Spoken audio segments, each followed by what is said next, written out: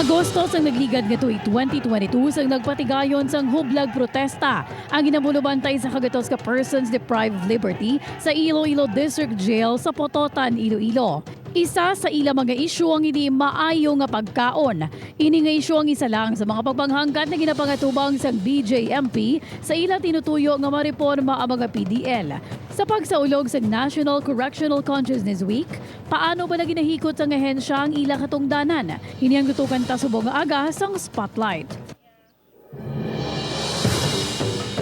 Makapuso kaangot sa selebrasyon sang National Correctional Consciousness Week, makaupod ta para ini ang istoryahan sa Jail Chief Inspector Attorney Mark Malabor, Chief sang Legal Service Section kag sang Community Relations Service Section. Subong man si Jail Senior Inspector Dr. Arnold Nacionales, Chief naman sang Welfare and Development Division sang BJMP Regional Office 6. Sirs, good morning. Kag welcome sa GMA Regional TV Early Edition. Yes, sir. Good morning, Git. Thank you very much for this opportunity. May nga sa tanan. Thank you, Gid, sa pag-invite sa amon diri. Okay. Sir, ano ang purpose kung nga gina-observe naton ang National Correctional Consciousness Week? No? Para sa ibalo no, sa aton nga tumalanaw, ang National Correctional Consciousness Week no kun nakoko no so gina-celebrar nato ini kada tuig no every last week of October. This is pursuant to the Presidential Proclamation number 551 series of 1995 which signed no by the former President Fidel Ramos no. This is also in accord with the sa obligasyon sang state no nga matagaan importansya ang dignidad sang kada tawo kag magarantiya no ang mahatag ang pagrespeto sa ila kinamatarong. Kag agud no nga maagom naton ang pagbago sa mga PDL, tuig-tuig naton nga gina-celebrar ang National Correctional Consciousness Week o kung nakuko sa may mga masunod nga tinutuyo no. So una naton nga tinutuyo diri ini nga pagpanami o kung pagpasangkad o kung pagimprobar sang mga programa para sa pagbago sa aton nga mga PDL. No, kag ikaduha diri nato nga tinutuyo inang padayon nga pag-create sang awareness nga may tinutuyo nga makakuha no sang public participation para sa resocialization kag reintegration sa aton nga mga persons deprived of liberty or PDL, mga probationers and parolees no as the productive and law-abiding citizens. Kag ay katatlo naton nga tinutuyo sining nakoko amo ang makakuha sa publiko sang suporta, pag-intindi kag simpatiya sa aton nga mga PDL nga yara subong sa kustodiya sang BJMP at the same time those nga mga accused nga or convicted PDL nga under probation or parolees no para later on we become a productive and law-abiding citizens. Kag last and foremost no of course dugang pada is to give emphasis also sa public acceptance sa aton nga mga PDL once they will be released sa aton nga sa community. And of course ipatagaan pagid emphasis ang importante sang well-being and at the same time ang support sang pamilya which is a very important role nga mahatag para sa pagbago sa aton nga mga PDL.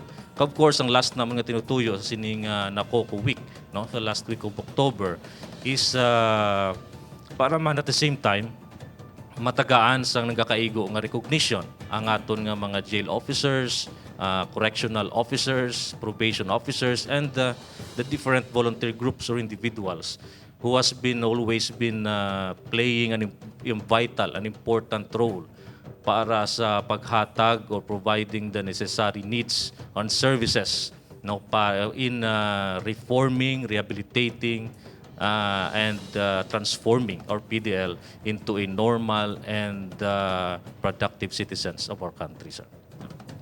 Okay. Sir, in the past, ako gid gani mismo nag-cover sa ini nga balita no mayara instance nga ang mga PDL naton daw hindi kontento sa pila ka mga serbisyo nga ginahatag naton sa ila dito sa sulod sa jail facility. Especially dito sa may banwas ang Pototan. Madamo sa mga PDL ang nagupod sa hublag protesta. Kag isa sa ila problema amo ang pagkaon. Subong sir, paano ni gina-address sang BJMP ang concern sa mga PDL? So, no, in so far no sa mga in the issue on the sa pagkaon sa PDL, just for the information lang sa aton nga public. The BGMP now has a budget for every sa kada PDL just for only 70 pesos per day.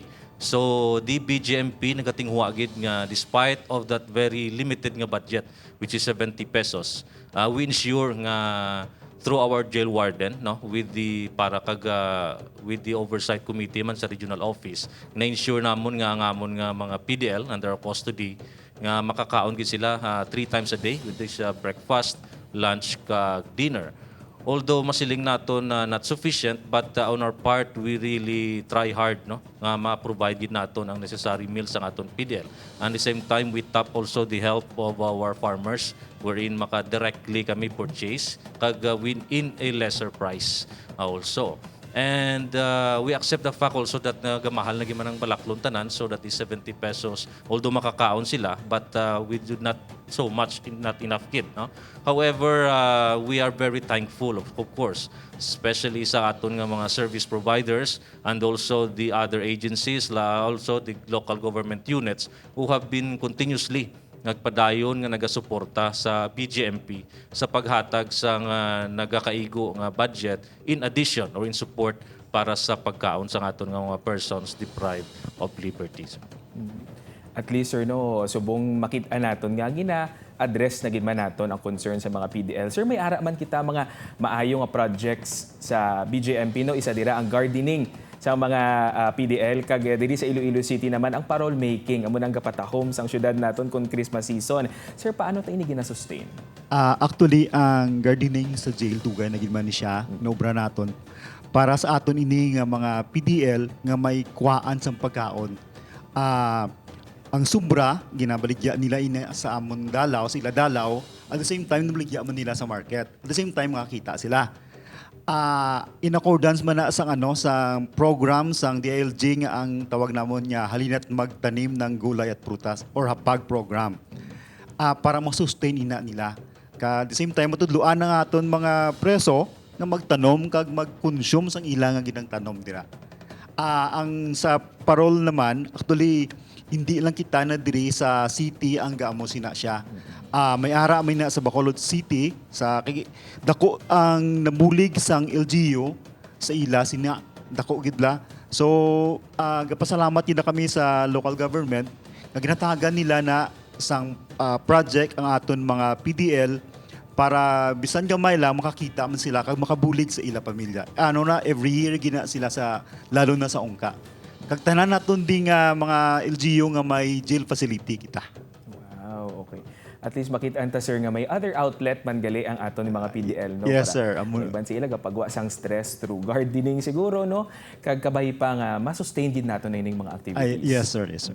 Sir, syempre sa mga viewers naton subong may ara siguro pila sa ila nga may mga himata nga PDL. Ano ang mensahe naton sa ila in terms of safety and welfare sang aton nga mga PDL? Sa bag-o namon nga nga turo sa amon bag-o nga regional director kay Jail Chief Superintendent Simeon Isdolo Jr. Gapangita na ang amon regional director sa mga bag-o nga programa para sa ikaayos ang amon mga PDL. So namon ang mga pamilya nila nga sagwa nga hindi sila sagi ka worry sang ilang mata sa sulod kay ginatinguan gina namon itaan sa mga alternative programs para sa ila. Kag ang ginapangayolan namon nga suporta sa ila himata nga dalawon nila kay dako gid na mabulig sang ila himata sa pagbag-o nila sa sulod kung gasuporta gid sila. Mula na. Okay. Sir, may madugang kita? Pasok kagadugang man no, sa mensahe ni Sir Nacionales ano. Akon lang hat ipalabot no sa mga sa publiko, especially sa aton nga mga ukaupod nga may ara himata no nga ara supong sa BGMP. Rest assured po nga ang inyo nga himata nga ara sa BGMP are well taken care of sa aton nga mga jail officers kag ang mga nagakasari-sari nga mga programa kag benepisyo nga para sa ila, rest assured nga ihatag gid sa ila tanan without preference or without any discrimination. So whatsoever nga benepisyo nga or programs nga pwede na mahatag, wala sang discrimination or wala sang preference, ihatag naman tanan. Kag amo na siya in behalf sang amon nga regional director no jail chief superintendent Simeon S. Dulo Jr. nagapangabay gid kami sa to mga himata nga sa ginhambal ni Sir Nacionales kagina nga kung pwede no naton makatuan ang aton nga mga himata sa jail facility kay dako gid nga bulig para sa ila welfare at the same time well-being. So rest assured po as again your relatives or families nga ara sa amon pagkakustodiya buligan gid namon kamo nga agud ipreparar sila sa later on kag hindi gid malikawan magabalik sila sa community kag sa inyo pamilya nga mangin isa ka maayo nga tawo mangin maayo nga tatay nanay utod kag pamilya para sa inyo. So buligan ninyo kami para at least malabot naton ini nga handom para sa aton nga mga pamilya nga ara subong sa sulod sang prisuan. Mayong aga. Okay, sir. Ang aton mga PDL, sir, nakahimo ni sila sang sala. Muna ang penalty, bali nila ang mahunong sa aton mga jail facility. Pero may ara man sila kinamatarong. Gani madamo gid salamat, sirs, sa inyo oras na ginhatag diri sa amon sa GMA Regional TV Early Edition.